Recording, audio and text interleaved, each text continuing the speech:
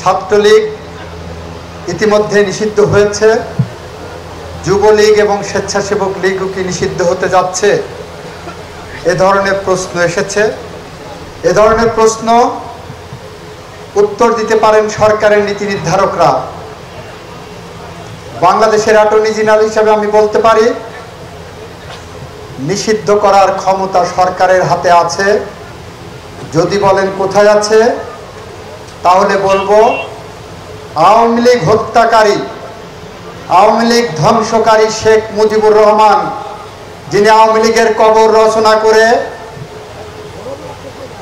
বাকশাল কায়েম করেছিলেন, সেই শেখ মুজিবুর রহমান কর্তৃক বাংলাদেশে যে কালো আইন প্রতিষ্ঠা করেছিলেন 1974 সালের বিশেষ ক্ষমতা আইন, সেই কালো আইনের 19 ধারায় আওয়ামী লীগ নিষিদ্ধ করার জন্য উপাদান বিদ্যমান আছে।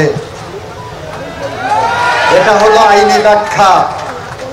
সরকার কি করবেন সেটা সরকার সিদ্ধান্ত নেবেন।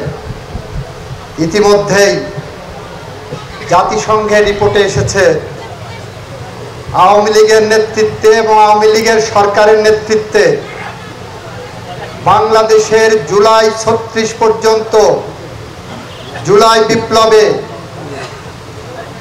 প্রায় 2000 মানুষের প্রাণ দিতে হয়েছে, 30,000-এর মতো মানুষের পঙ্গুত্ব বরণ করতে হয়েছে। এই সব কিছুর পিছনে জাতিসংঘ রিপোর্ট আসছে, আওয়ামী লীগের অবদান রয়েছে, ভূমিকা রয়েছে। যদি থেকে থাকে তাহলে একবার আওয়ামী লীগ হত্যা করেছিলেন শেখ মুজিবুর রহমান, আওয়ামী লীগ ঘোষক বন্ধ করে দিয়ে বাকশাল কায়েম করেছিলেন।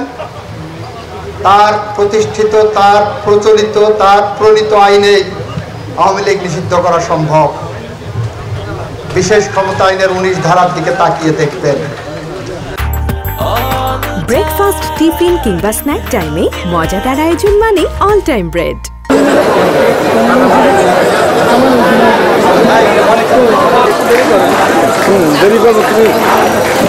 জনাব নজরুল ইসলাম জোয়ারদার উপস্থিত রয়েছেন। জেনেদা জেলাকে শুভেচ্ছা। আজকের এই প্রোগ্রাম আনুষ্ঠানিকভাবে শুরু করব।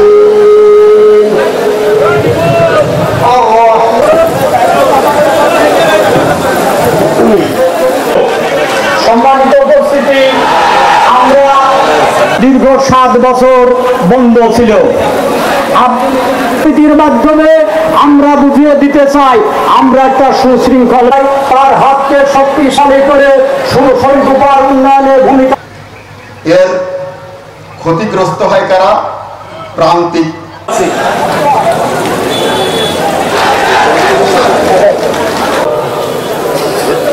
বাংলাদেশ সুপ্রিম কোর্টের বিজ্ঞ সিনিয়র আইনজীবী, জেলা যুব দলের যুগ্ম সম্পাদক জাহিদুল। যে অবস্থায় আছি, এই বক্তব্য আমাদের একজন ব্যবসায়িকের মুখ দিয়েও আসে নাই। অপকর্ম রুখে দেবার জন্য দাঙ্গা হাঙ্গামা। বাংলাদেশের অ্যাটর্নি জেনারেল আইনি পরিকাঠামো থেকে অ্যাটর্নি জেনারেল পদে থেকেও নির্বাচন করতে আইনি তার কোনো বাধা নাই। অন্যতম প্রধান উপস্থিত আমার প্রান্তীয় বন্ধুরা।